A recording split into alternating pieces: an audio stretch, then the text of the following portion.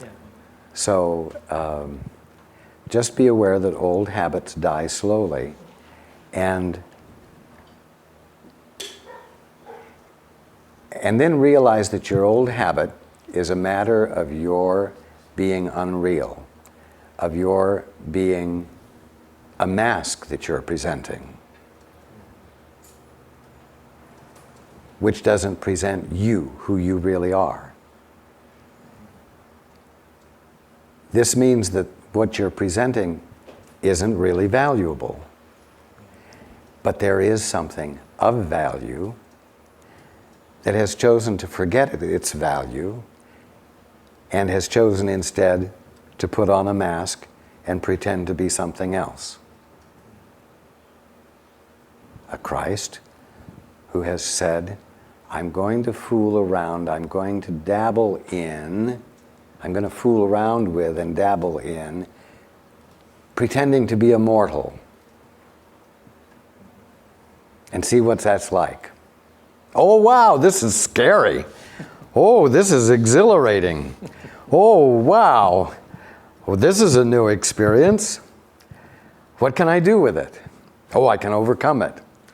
I can overcome it. Yes. Yes. Oh, this is really interesting. Wow, life was never like this.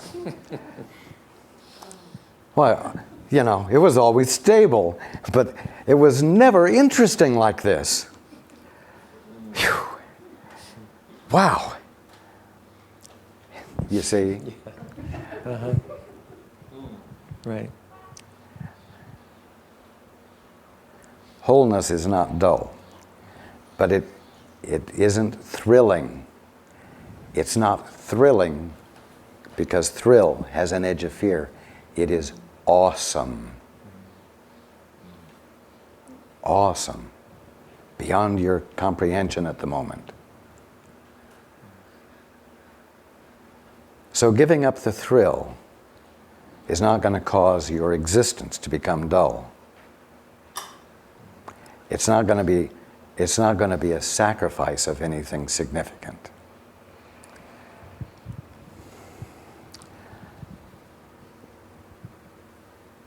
But you've got to be willing to take the step or make the choice on faith.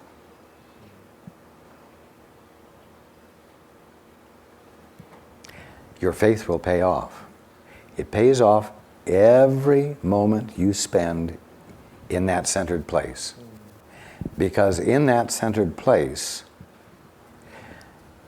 you're not experiencing a numbness to the threat of the human condition, while it still goes on in a very real way. It is not numbness to life that you're experiencing. You are experiencing your birthright as the child of God, and therefore the Christ. You are experiencing your true identity, not as an object, but as the conscious awareness of reality that has as its purpose activities that have nothing to do with self-protection. And in that place,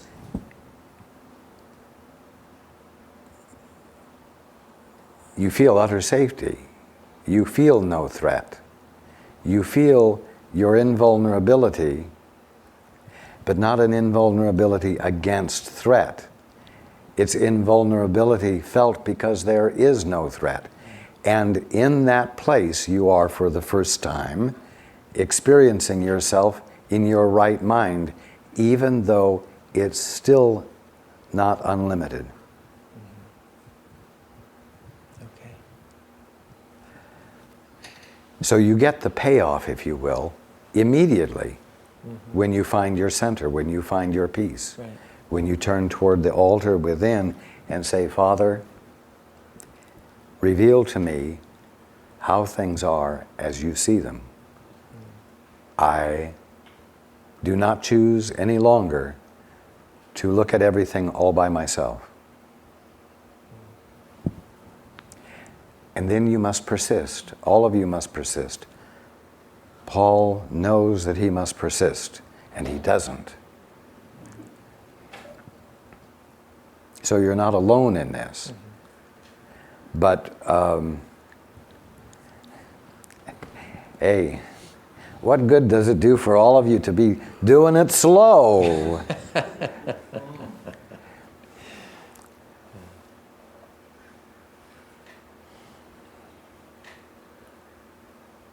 If there isn't more worldwide awakening, it's because individuals are reluctant to change within themselves faster. And I'm here to encourage you to stop holding back. Now the key here is that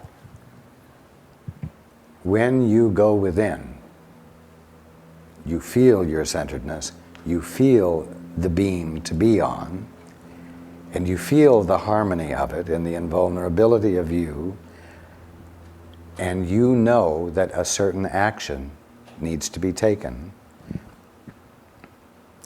and you take it, and everything you do comes from being on the beam, your life experience will change. The biggest surprise you'll have is that the manifestation of stability and groundedness and security and income and so on will not come from places you expected. It will not come from the places you would have tried to control it from.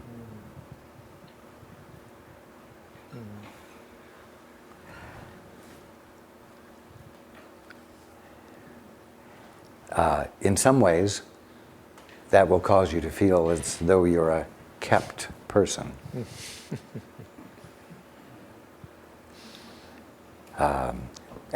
You know, and anyone who has any self-respect cannot appreciate being a kept person.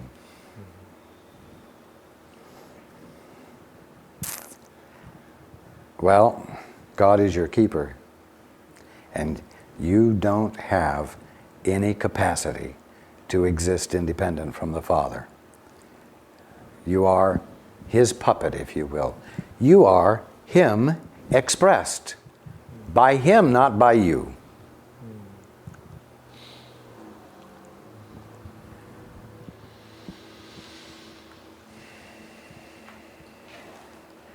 How can you have self-respect when your Father gives you everything?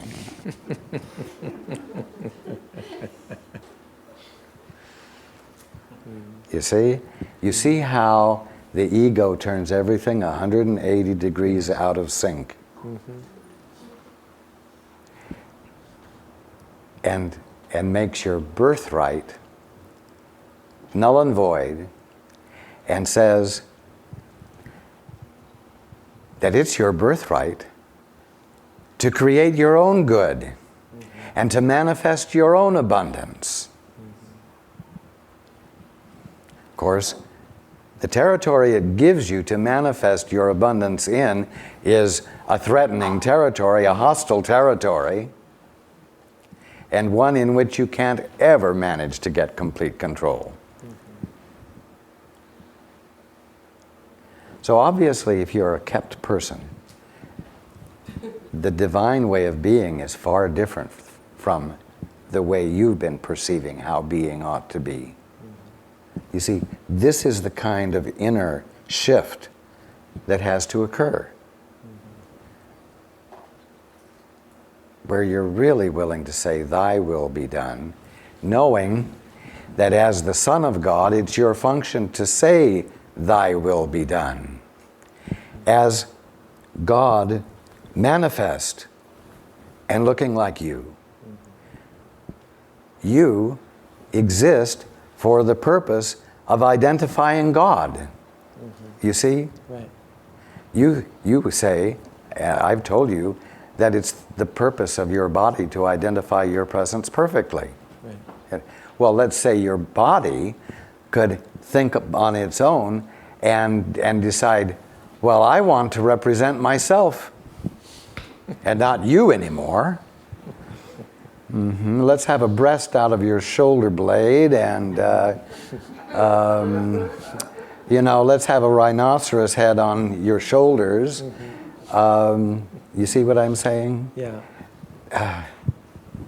It's your body's function to identify the presence of your individuality perfectly. It's your function to identify the presence of God perfectly, because God is what is being right there where you are and nothing else.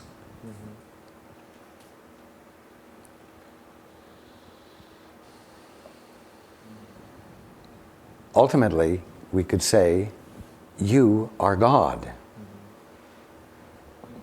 But if you try to be God, now you have the human condition.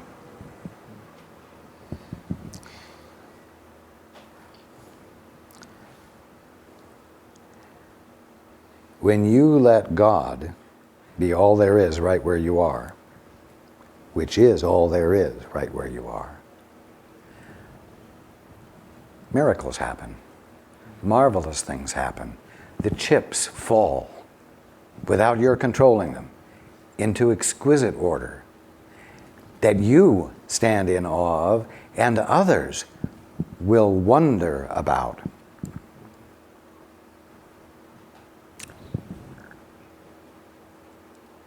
Okay?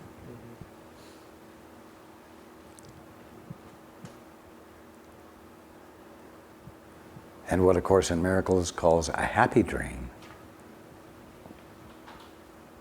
will manifest. And it happens because you're letting yourself be in a new way. Until finally you come to that point where you say, as I've said before, uncle to God, uncle to your Father. And you say, by saying uncle, you say, I'm not going to insert myself into the picture. I'm not going to insert this puny little ego that I think I am into the picture anymore, because I'm experiencing the fact, no matter how limited, no matter in how limited a way, the divine one that I am. And I'm ready to abandon this farce of an experience of being something on my own. And the minute you say yes to God, God fills you up totally. And that's what the Course refers to as God taking the last step. Does that answer your question? Yes, thank you. You are welcome.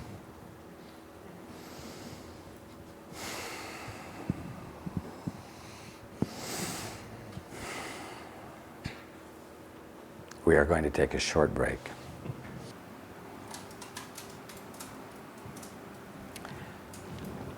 Okay. Hands.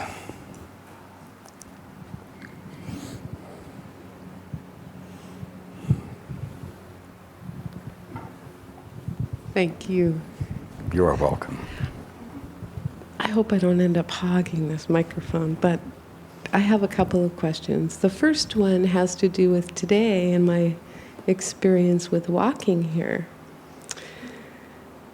Can you talk to me a bit about that? It's not that it was a bad experience. It was actually a fine experience. Was there a reason?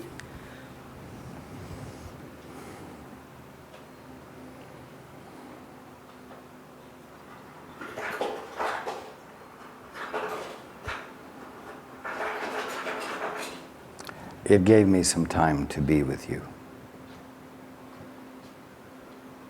And you were. Indeed. Well, that's nice. Thank you. You needed that time alone as well.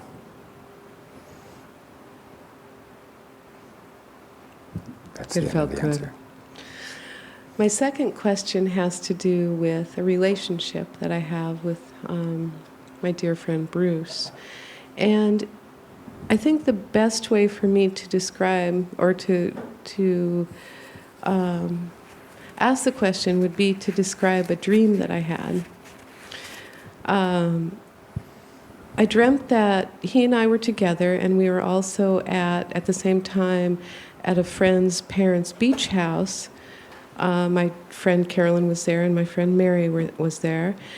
And he said he was going to leave and go get chicken and chocolate for everyone. Got in his van and drove away. And Mary and Carolyn and I sat on the beach for a little while, or back from the beach for a little while. And out of the corner of my eye and in my mind, I was sort of waiting for his return. And it didn't happen, and it didn't happen, and it didn't happen. And we decided to walk out onto this peninsula of land. And when we got to the end of it, we sat amongst the brush and looked over the edge, and I was just totally taken in by the waves that were coming. And it was just an awesome experience.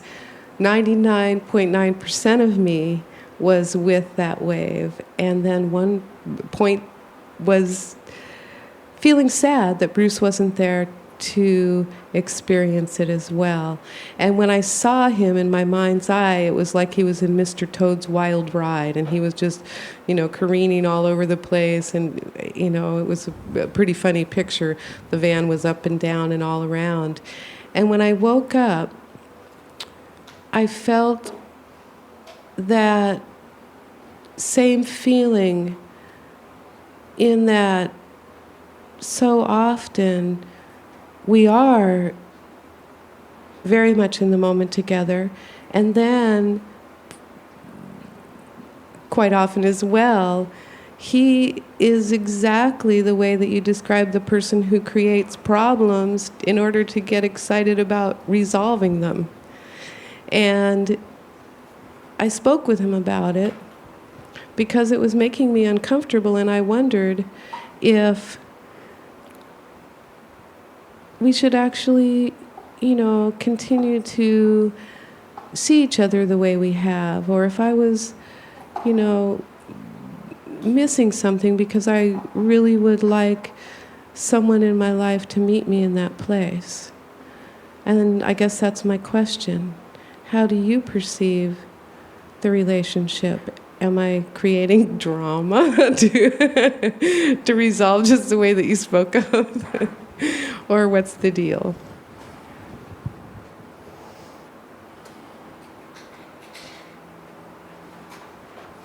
I will be very frank with you. You are creating drama.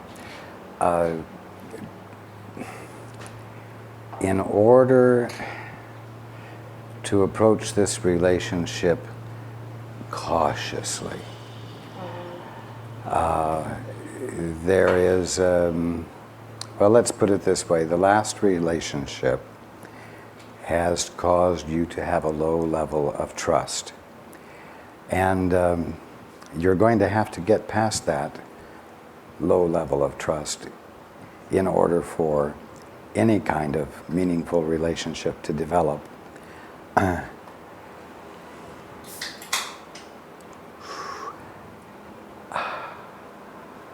I encourage you to be patient. Patient with yourself and patient with this relationship.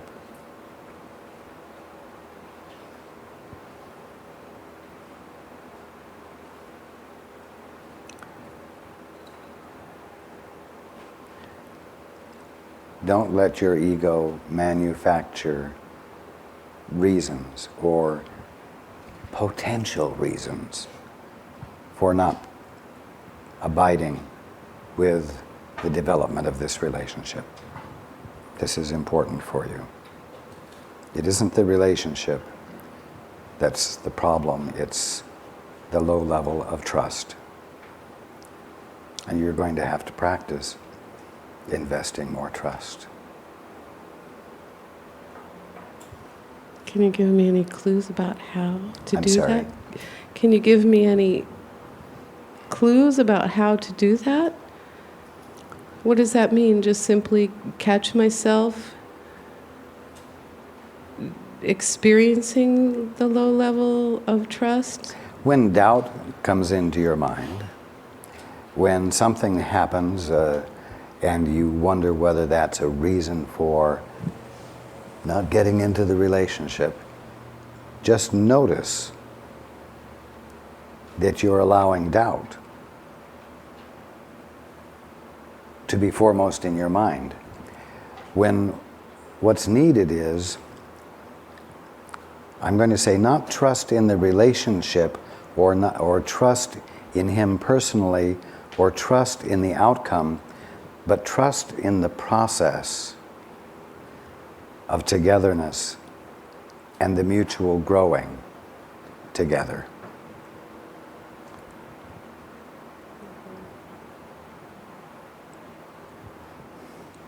It's letting yourself entrust yourself to being with him in the moment. Mm-hmm. Okay. Okay.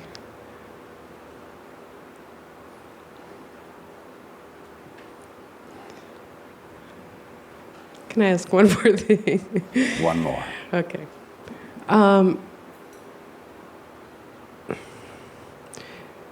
Is there any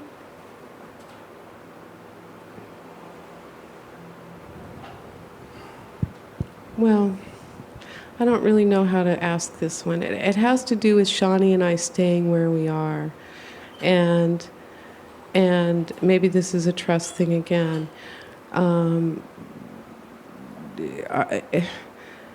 we going to be able to stay where we are? Yes, Am I you going are. to be able to continue to afford to stay where we are? Yes, you are. Okay.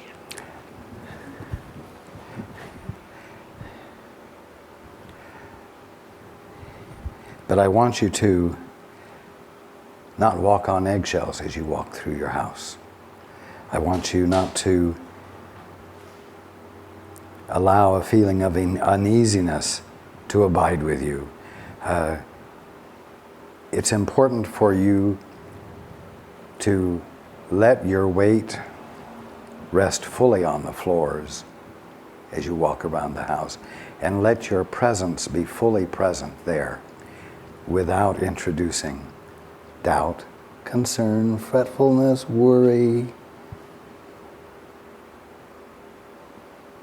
Because to the degree that you bring those into play, you're not fully present. And when you're not letting yourself be fully present, then you undermine the experience of stability in that place, and you don't want to do that. And you don't need some new kind of experience either.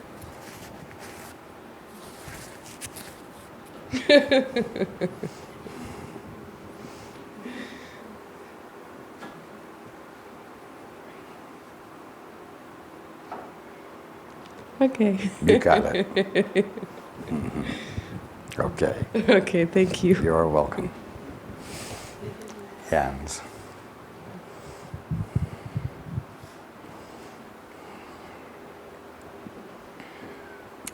In the back. Anne.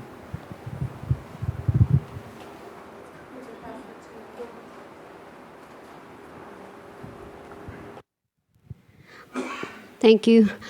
I've been feeling overwhelmed at work, and now I am leaving. So I have two questions. Number one, am I listening? I know I'm so bound and determined to do it my way, and so maybe I'm not listening. Am I listening?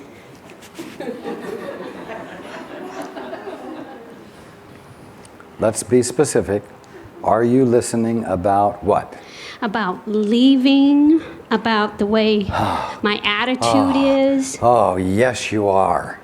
Yes, you are. Yes, you are, and it should have happened a long time ago.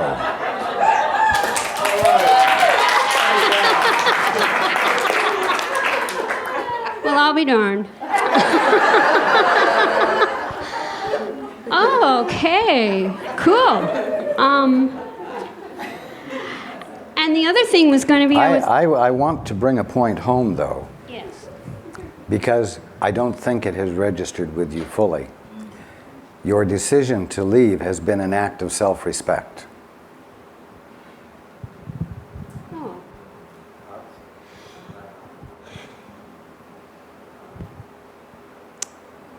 Thank you. Now, if you had tried to practice self-respect, you would have thrown all kinds of monkey wrenches into the process, and you would not have left. So I'm very glad that the reason you're leaving wasn't well thought out by you. Oh, okay. You felt your way out of that job. Yeah. Yeah.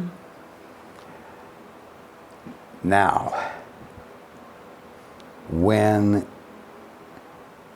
you are tempted to think that maybe you should change your mind, As I have been. out of pitiful concern for them,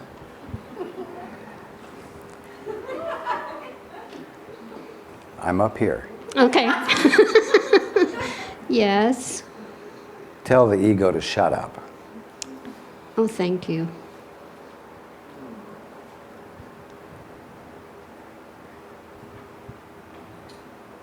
Okay. Okay. Yeah.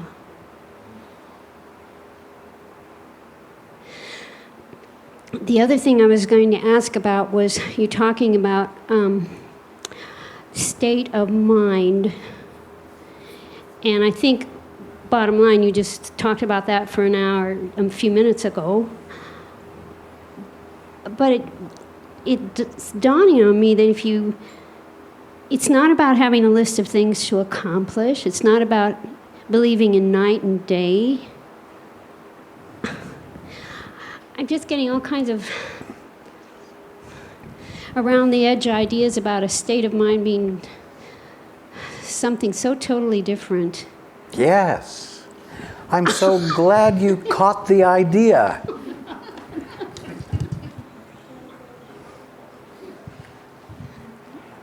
So that's what I want to use these next 2 weeks till I finally leave.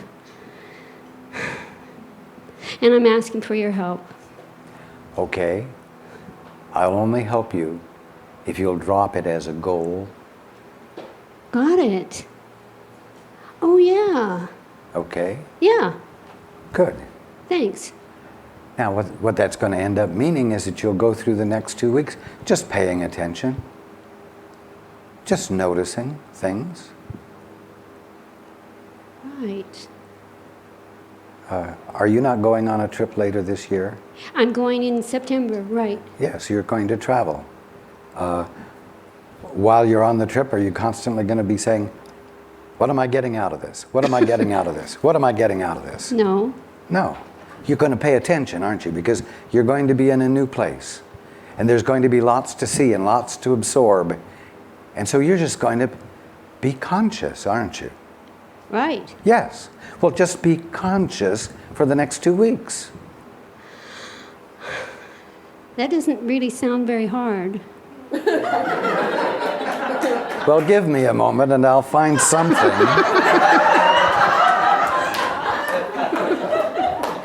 I will. Something really difficult.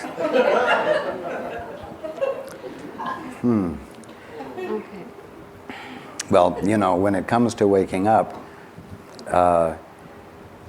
being in a new way, using your mind in a new way, is likewise not going to be very hard.